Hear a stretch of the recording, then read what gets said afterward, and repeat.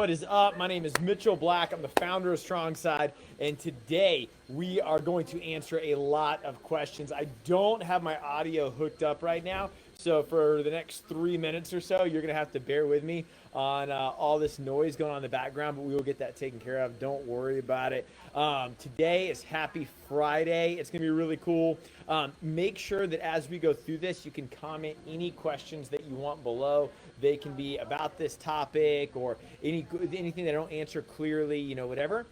Not a problem at all. But today, what I want to talk to you about is I want to talk to you about, a question. How much exercise is too much exercise? And we get that question a lot. And you might not even know that that's a question that you need to ask yourself. You might not even really think about it. You might think that it's supposed to be no pain, no gain all the time, 24/7, 365, something like that, right? So look, here's the deal. I'll share something with you. So I weigh less now than when I was 13. When I was 13, I was 5'5", and I was 200 pounds, and I hated everything about myself. I hated the way I looked. I hated the way that I felt. I hated my stretch marks. I hated the way my clothes fit. I hated that I had to shop in the Husky sections at Macy's. I could not stand a thing. And the reason that I got into personal training, the reason that I got into opening gyms was because I didn't want anybody to have to feel how I felt growing up. Because look, at 13, believe me, I did not want to be 5'5" and 200 pounds. Believe me, I was not unmotivated to lose weight. I was highly motivated to lose weight. I just didn't have really anything. I didn't have any answers. I didn't have a support system. I didn't have a community. I didn't have any direction. Like, I didn't have these things. I was just left on my own to try to figure it out. And then here's what would happen is I would go, well, I need to lose weight, so I'm going to work out. And it makes sense that if I work out really, really hard, then I'm going to reach my goals faster, or that I'm going to have a bigger impact on my success or something like that. Because on paper, it kind of makes sense. And I remember going to Gold's Gym. And I remember going there and using every piece of equipment. I would just look at the picture because that's all the knowledge I had, right? I'm just going to the picture, looking at it. And I'm like, okay, they highlighted this muscle red, so this is the one that I'm supposed to use. So I'll just do this. And I don't know, I'll do 1,000 reps. And then for the next week, I was so sore. I mean, so sore that I couldn't pick up my arms. I couldn't move. So what happened is I went to the gym and destroyed myself so hard that I couldn't work out for a week or 2 weeks. And I couldn't even move my body. And so that it's like, is that even effective? Is that even helping me get to the next level of my fitness? And I didn't really think like that. It was just like, okay, I'm just going to work out, really hard or something. And I guess that gets me closer and closer. So it's kind of like, is more better is what I'm getting at. Is working out more frequently at a higher level over and over and over again, is debilitating yourself with exercise. It doesn't matter. There's no, the difficulty of an exercise is just based on the ability of the athlete. So it doesn't matter if you're out of shape and you do a light workout. That could still be really hard for you. I'm saying whatever hard for you is, how much do you want to work out? Because the flip side of that is if you said, well, I'm just going to work out more to reach my goals. If that was the answer, if we could just work out more and we could all get to our goals, wouldn't we all be professional athletes? Or wouldn't we all already weigh what we want to weigh or look like how we want to look? Because if the answer was just work harder, wouldn't we all be millionaires? There's got to be some level of strategy here. Like, how are you working? What are you doing? How much is too much? But also, how much is not enough? And what I've found through guiding my clients, look, I started as a trainer when I was 18. All I had was a little bit of knowledge and a whole bunch of commitment. And I had a whole bunch of commitment to helping people and figuring out the answers. And I will be the first person to tell you that everything I know today is based off all my screw ups in the years past. And I want to go find my first 5 clients and just apologize. If I could give them their money back and say, my bad, I didn't know, I was trying. If I could do that, man, I only remember 2 of their names, but they deserve a full refund for the service that they got. But what that allowed me to do was it allowed me to have an experiment. I know it's kind of weird, experiment, but experiment allowed me to ask questions. It allowed me to start figuring some things out and really seeing what works for people and what doesn't. I'll share this story with you before we get into it. When I started as a trainer, I've always been real big on integrity. Integrity is what we have to do through and through. We have to do what we say we're going to do. And people would join with me to lose weight or reach their goals or, whatever the thing was, run a marathon, whatever. And I started looking at my clients and I started looking at everybody else's clients. And everybody else's clients started getting smaller and mine looked the same. And I was like, man, everybody else is posting all these pictures on social media of their clients looking different. My clients don't look any different. Don't you think after a while they're going to figure this thing out, that the dude they're training with don't make them look any different? So I had to start peeling the onion, right? And start figuring out some things like, what strategies can I use? How much should my clients train? How long should their session be? What should we do in that session? How do I know when they've recovered? Just because somebody says they can work out every day, can they, right? So look, I'm going to go through these things, but I might not answer everything that you have, right? I'm going to give you two things before we get into this. Number one, comment below. I got my screen up right now. I can see all of your comments. So comment anything you got if I don't give enough clarity. Number two is in the text of this video, I'm giving a link to my free webinar. I will be holding a free webinar that's going to give you a free workbook on Friday, January 20th, okay? And you can go ahead and sign up for that right now. All you can do is click the link, put in your info, free webinar. And I'm going to talk about what that webinar will get you here at the end in detail, but I will tell you this, that it's going to cover all three body types. You're going to figure out which body type you are, and then how to set supplementation, dietary, and lifestyle recommendations or guidelines on how to reach your goals. That'll be really effective, but let's talk about it. So when you're trying to figure out how much exercise is too much exercise, I like using something called the FIT principle, F-I-T-T. That is frequency, intensity, type, and time. Frequency, intensity, type, and time. How long are you working out? How hard are you working out for? What type of working out are you doing, and how long do you do it for? That's kind of how it works. F-I-T-T, frequency, intensity, type, and time. And when you look at this FIT principle, what you're able to do is you're able to say, number one, how often am I working out? That's the first question you need to ask yourself. Because once a week really hard or 3 days a week kind of moderate, one might be better than the other one, right? So frequency, intensity, how hard are you doing it? Because you can definitely not work out very hard at all and not reach your goals. Or you can work out way too hard and look the exact same. That's no fun either. Type, what are you doing? Like, look, I love Pilates, but I don't know how much intensity Pilates gives you to help you lose 50, 60, 70 pounds, right? So are you doing something that's equivalent to the goals you're trying to reach? And then the time, how long are you doing it for? Running is a great activity, but if you do it for 1 minute, I don't think you're gonna lose a lot of weight. And if you do it for 90 minutes, it might be too much. There's plenty of overweight people that run marathons. So frequency, intensity, type, and time. You just kind of answer that. So in your head, just kind of think about that. What really matters, the thing we're going to try to control, and I'm going to try to explain this to you, is a thing called HRV, or heart rate variability training. Now, to actually do HRV training, you need like a activity monitor. You have to like do all this testing. Like you can do that, but I was a metabolic technician for 5 years, and I saw a whole bunch of problems with the data collection and the fact that you could just kind of go on feeling and probably get the right answer. But the concept is pretty consistent, all right? So HRV, heart rate variability. What that is the electronic signal from your heart. So every time your heart contracts, it sends out an electronic pulse or electronic signal. And the longer or shorter that signal, the more or less stressed you are. So the faster the electronic signals, the faster your heart is beating, the more stressed out you are. Meaning that at rest, if your HRV is higher, the muscles are contracting more, it is more tired. If they're farther apart, then you're getting less contractions, which means the body's in more of a recovery state. You could also measure that as, you could kind of use it as like recovery heart rate and resting heart rate and stuff, but just kind of get the idea, right? What you want to do is you want to put your body in a state where the muscular system and the respiratory system, like your lungs and air and oxygen and veins and stuff, is recovering. And that the signals being sent are slower. Because if they're slower, then your body's pumping at a normal rate. If they're faster at rest, you're feeling a higher chronic level of fatigue.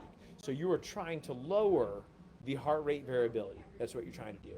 And what that allows you to do is get into a workout and have a steady increase in your exhaustion, not a 0 to 100 in 60 seconds. You don't want that, right? I'm gonna share with you some tips on how to do that, all right? So comment anything below that you need. And the third thing that we're gonna focus on is minutes. How many minutes are you exercising per week? Because that's the real goal, all right? So here's the deal. You wanna get somewhere between 180 to 360 minutes of exercise per week. That's somewhere between 3 to 6 hours of activity per week. That's the minimum.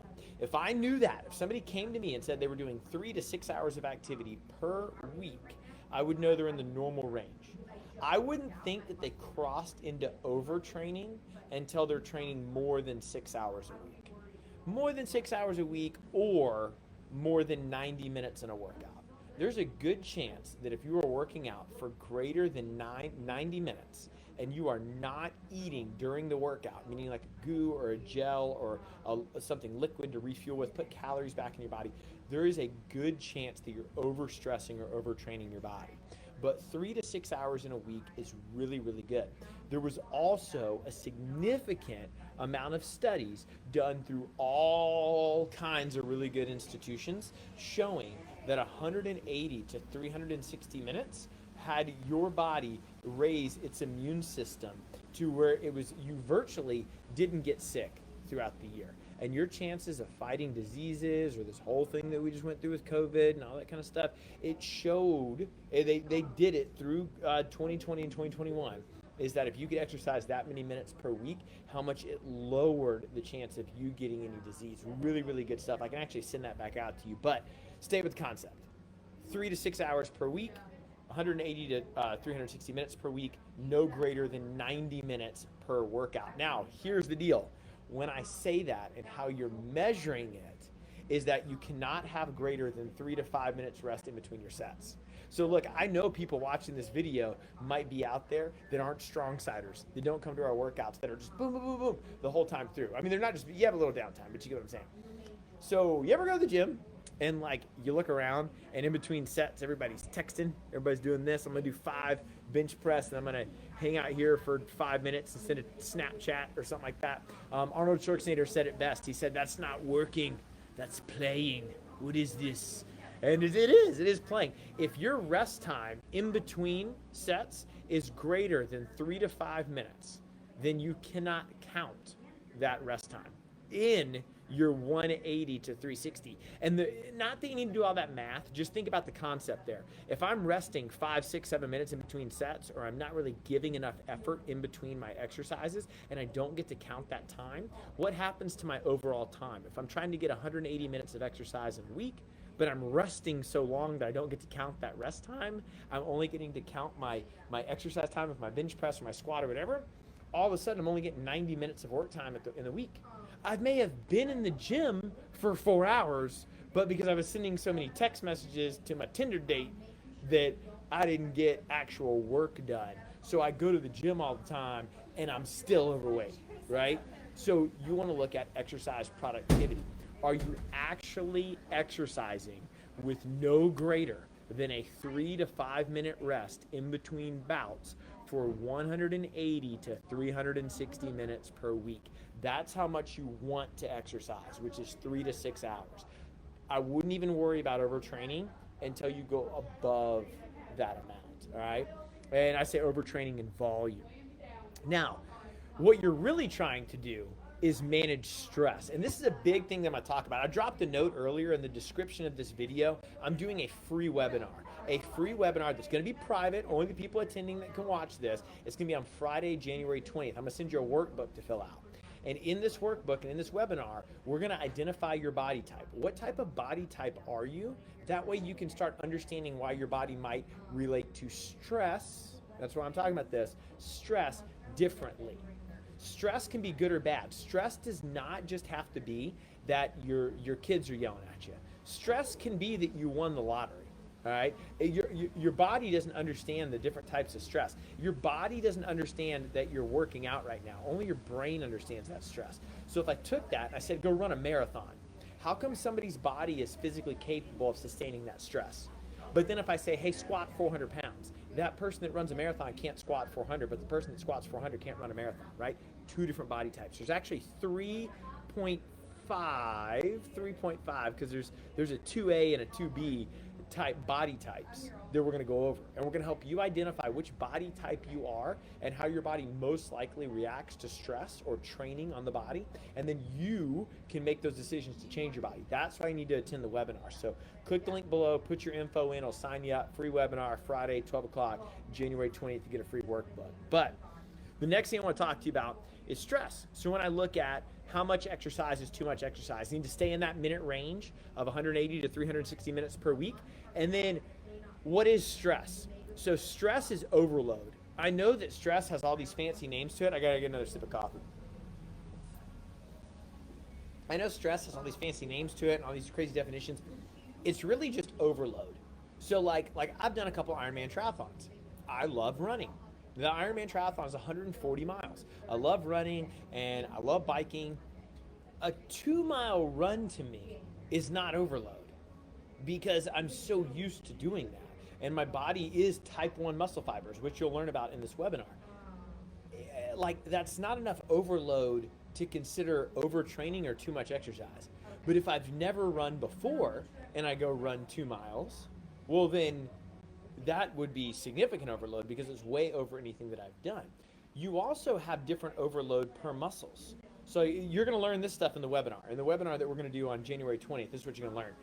How come I do 10 bicep curls, right? 10 bicep curls, and my biceps grow bigger.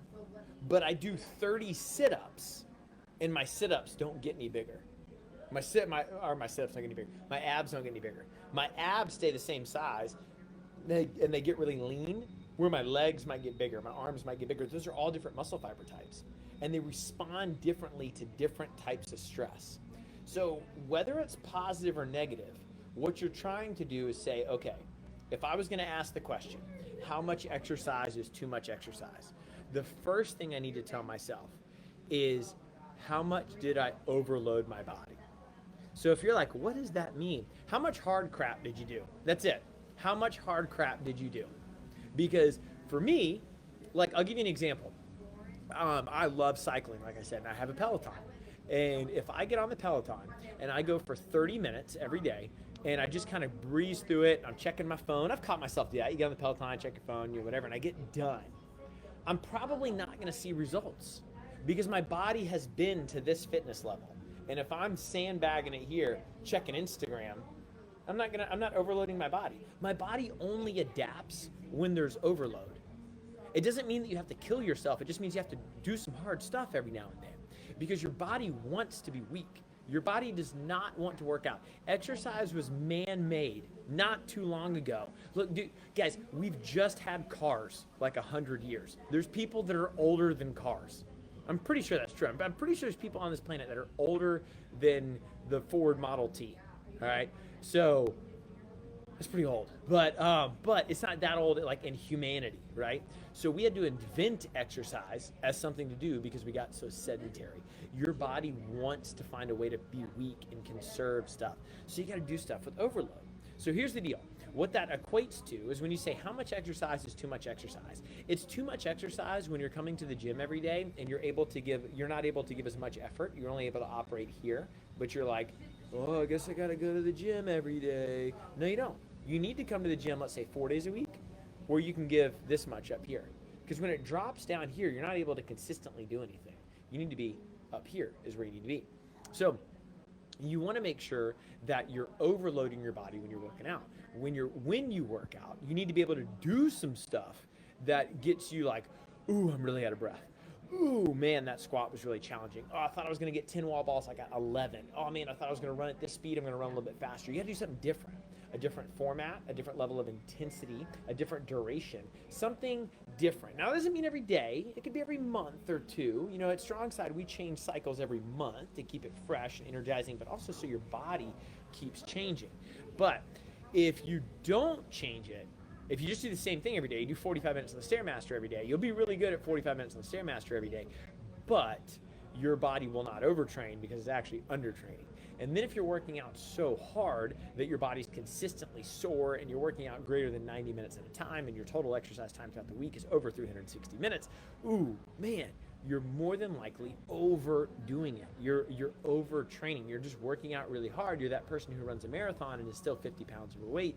You're not managing that. All right. So, and we're going to talk about how to manage it, because what you're really trying to do with this question is how much exercise is too much exercise. Is any time that stress is greater than recovery, you're overtraining, you're over-exercising. When recovery is greater than exercise, then you're undertraining or you're training optimally. And I don't mean that just in minutes. Like if you worked out an hour every day, that's 1 hour out of 24 hours, that's 7 hours out of 148 or however many are in a week or something like that. You will never work out more minutes in a week than you're not working out. That's not what I'm saying. I'm saying the intensity of your workout, if it is greater than the effort of your recovery, then you are overtraining. If the intensity of your workout is greater than the effort of your recovery, you are overtraining. And overtraining puts your body in a stress level, a stressed out scenario where it's not going to let you gain muscle, lose fat. It's not going to let you do anything. So how do you recover? When you look at, okay, how do I best manage my body to make sure that it's getting the recovery agents that it needs? There's a couple things that you can do. So first off, how do you know if you're training too much? How do you know if your stress levels are too high? I'm going to give you 4 things here. Number 1 is if you're sore for greater than 3 days. 3 days. So if you squat on Monday and you can't walk right on Friday, then you're not recovering well. It is not that the squats were too aggressive, is that your recovery was too poor. So very rarely, I wouldn't jump straight to the exercise. Like when people say, oh, I did too many squats. Maybe, or did you do too many squats to the 0 stretching that you did, right? So it's not just the exercise, it's how much you recovered after that. But if you're sore for greater than 3 days, more than likely your recovery is not up to par, your recovery is subpar, meaning you're not doing things to help your body recover. If you're getting midday drops or crashes in energy, that is a very good sign that you're not only overtraining, you're probably overtraining in the cardio department. You're probably doing too much running, biking, rowing, swimming, something like that, right? If your energy is really good in the morning and then it crashes in the middle of the day, you just need your nap or whatever, and then you shoot out of it in the afternoon, and you're like, whoo, you probably have some sort of adrenal fatigue or cortisol dysfunction, and your hormones are out of whack in that area, all right? So what that means is if that's going on, you probably need to ditch down on the cardio a little bit, and you need to up the strength training. You actually need stress in the load and less stress in the cardio. Cardio is a very tricky thing. It makes people feel like they're burning a lot of calories or burning a lot from fat, but it puts a ridiculous amount of stress on the body. Intervals and weight training, and like the interval weight training that we're doing at StrongSide this month, way more effective on getting your body to consistently see results without overtraining or overstressing. If you're constantly peeing, yeah, that's a thing. If like every 30, 45 minutes, you're just pee and stuff, and especially if it's like a clear liquid just flowing through your body, I know that seems like you're really hydrated, you're also really stressed out. If you wake up in the middle of the night, if your mind's constantly racing, you have insomnia or hyperarousal of your mind, you're waking up between 1 and 3 in the morning to go to the bathroom, like those are all signs of overtraining, specifically in the cardio department, meaning that somebody might be training for a marathon, a triathlon, or whatever, and they're doing all this running, but their sleep sucks, or they're not eating enough. Do you know how many people undereat? Do you know 94% of people undereat? Isn't that just crazy? But the last thing is if you need really long warm-ups. So attend the webinar that I keep talking about, link in the description. We're going to talk about, type 1 muscle fibers. And if, assuming you're not type 1 muscle fibers, most people don't need 20, 30-minute warm-ups. So somebody who's mostly type 1 muscle fibers, like I'm type 1 muscle fibers, all right? What that means is I am the weakest person on a barbell, but I can run a marathon any day you want me to run a marathon. All right, it's just me. All right, so um, I need really long warm ups. I don't feel good until like 20, 30 minutes in. But if you're typically not that way, and then all of a sudden you need these really, really long, you don't feel good till the end of the workout. It's a really good sign that you're overtraining. Cortisol levels are through the roof, body's stressed out. And again, stress is stress. Like winning the lottery and stressed out about your kid's lunch are the same on your body.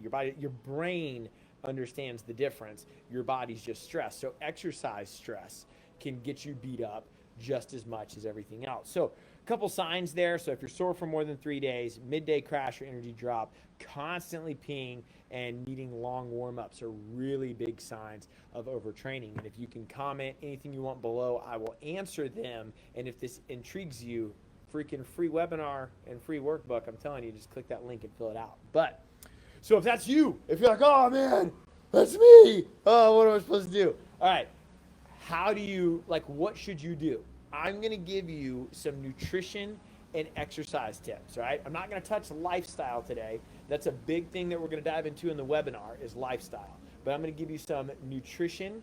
I'm going to give you some nutrition and some exercise guideline or recommendations on how to manage all this stuff. All right, number one, make sure that you are eating at least half your body weight in grams of protein every day. At least half your body weight in grams of protein every day. The reason for that is most people don't pay attention to protein. And when I say that, I'm not saying protein is king. What I'm saying is that most people are getting significant amounts of carbohydrates and fat, so I encourage them to eat protein because getting carbohydrates and fat is not a problem. So how can we get just enough protein? And what happens is they don't eat protein. So when they don't eat protein, they work out all the time, their body goes into a catabolic state where it literally eats itself. It needs energy, and your body is not going to take fat for energy. When your body is stressed out, it will not go after fat. Why? Because it's trying to protect itself. It wasn't that long ago that we were being chased by saber-toothed tigers. So it thinks when you're under stress, when you're not eating, when you're like, oh my God, it doesn't realize that what you're worried about is the cool new shoes that went on sale at Kohl's and you got to get there and buy them really quick. It thinks that it's going for the next famine and trying to outrun saber-toothed tigers and bears and stuff. So it's like, whoa, I need fat to store because I don't know when I'm going to eat again. I'm going to go destroy all the muscle, which is psychotic because your brain is like, I want to look like Vogue magazine and I need muscle. I don't need fat, but it's a trust relationship. So your body has to trust you. And the first thing you have to do is make sure you're getting at least half your body weight in grams of protein every day. If you weigh 200 pounds, you need 100 grams of protein. It can go up if you want, but that is the bare minimum. Number two, another half your body weight thing, you need to drink half your body weight in ounces of water every day. And you cannot count what you drink during exercise because you should drink an additional 16 to 24 ounces per hour of exercise. So what I recommend, anything you drink while you're working out, cut it out. During the day, drink half your body weight in ounces of water. No, coffee doesn't count, even though it's delicious. If anything, you should drink more water because that diuretic is going to get you to pee it all out. And then we're back to over stressed out. And this is crazy. All right. So you don't want that. You just want to pound in a bunch of water, at least half your body weight in ounces of water, which is pretty challenging because everybody loves eating, but not everybody loves drinking. And the tricky thing about that is when you're dehydrated, your body will crave food because it knows that you'll respond to a hunger signal before you respond to a thirsty signal. And it knows that you will respond to carbohydrate cravings more than you'll respond to thirsty cravings. So it makes you crave carbohydrates. I know your body's tricky, right? It's the devil. All right. So, but another way. So if I was looking at, I'm oversore, I'm overtraining, if I was meeting those four things up top, I'm getting constant midday lulls, my bones, muscles, joints, they feel so fatigued, so sore, so stiff for 3 or more days, post-workout cardio. Post-workout cardio. Getting in the gym and then leaving is one of the worst things that you can do for your body. You want to move a bunch of blood.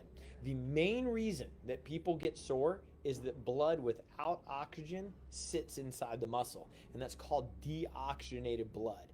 And when that deoxygenated blood sits there, it turns to this thing called pyruvate acid. And the pyruvate acid then turns to lactic acid, and it becomes a lactic acid bath all in your muscles and creates this giant just cement in there, and you feel terrible. But your body, your muscles work like a balloon. And if you can just start squeezing this balloon, so after the workout, you do some cardio, it starts circulating the blood. So you get all the old blood out, you get new blood in. Now, I would take it a step further, and I would recommend doing cardio based on the movements that you did that day. So for example, if you went running, I would end with biking. If you did deadlift, pulling, power cleans, whatever, I would end with rowing.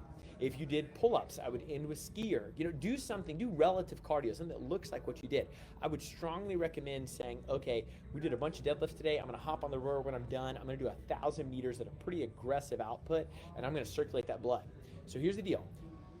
1,000 meters will take you 5 minutes, all right? Under 5 for a lot of people, or you can be sore for 4 days. You pick, whatever you wanna do, all right? But after the workout, squeeze, get the old blood out, new blood in, recycle that stuff, and you'll be good to go. Sleep 7 hours a night or more. I don't know what you want to do. Like, you can't just be this strung out human and be like, I don't know why I feel so bad. Like, are you joking? Like, that's like eating a Tootsie Pop and being like, I don't know why I'm always hungry, because you're eating a freaking Tootsie Pop. Like, what are you doing? So, sleep. Just sleep. All right, 7 hours. Now, this is the last thing I'll end with. Warm up with movement prep. This is one of my favorite things to talk about. So when somebody's overtraining, an easy way to overtrain is the stimulus happens too quickly. So what'll happen is they'll do something like this. They'll, I don't know, let's say they're gonna do deadlifts, and they warm up, they go run like a 400-meter run, and then they start doing deadlifts. The 400-meter run doesn't really look like a deadlift. Like, there's no hip hinging. A run is a plyometric exercise. It's not really passing through the movement of a deadlift.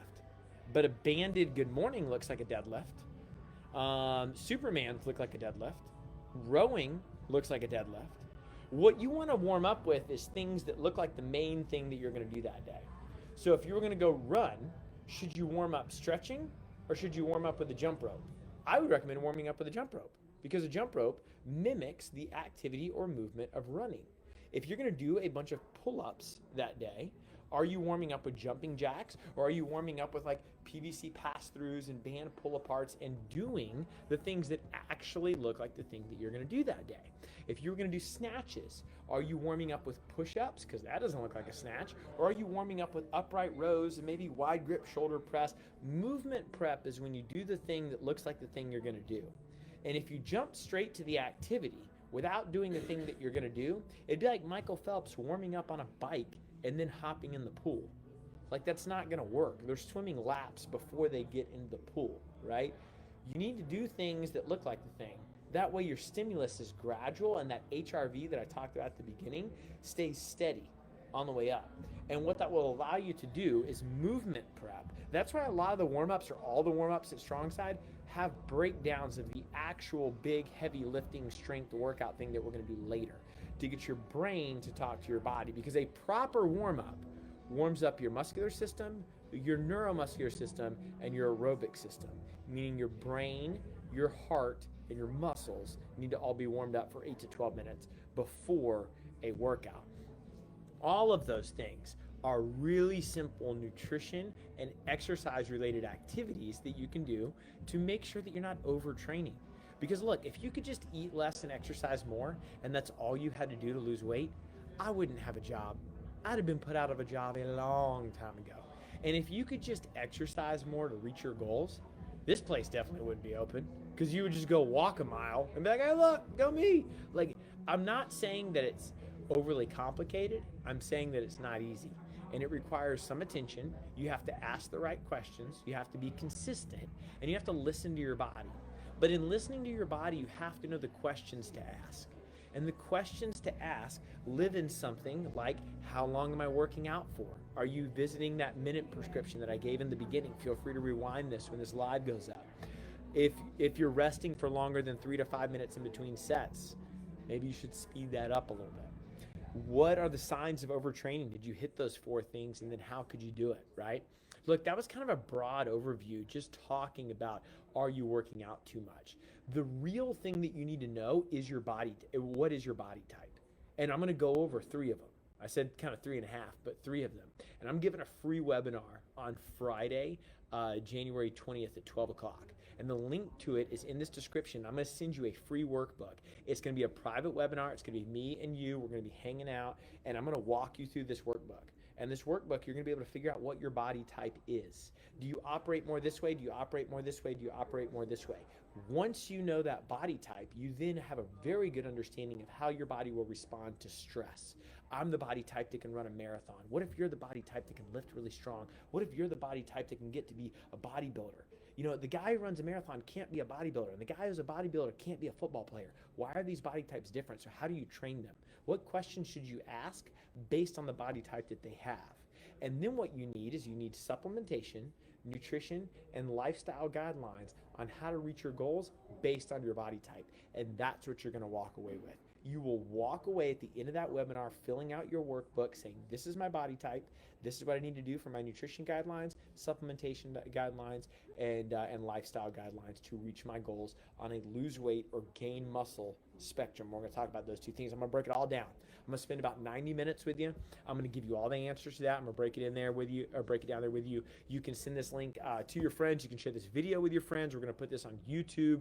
It'll be on Instagram and Facebook. And this webinar is open to everybody, whether you're a StrongSide member or not. You just got to sign up for it. Click that link, put in your info. You can add it to your Google Calendar, and I will send you the workbook a day or 2 before the actual event. And yeah, that's how we're going to crush Friday. So look, I appreciate you tuning in. I'm going to be coming on here starting next week. This show is going to be Monday and Friday. I will announce the topics ahead of time that we're going to do. We'll be creating Facebook groups like this, but this is, I trickled it out here on Friday this week, but Monday and Wednesday, every week moving forward, I'll be doing 2 of these Facebook Lives. That's going to be different than the webinar. The webinar is going to be super in-depth. It's going to be just super value, and we're just going to crush it. So click that link, sign up for the webinar. Let's rock and roll, and I will see you there, team. Do not overtrain. Let's go.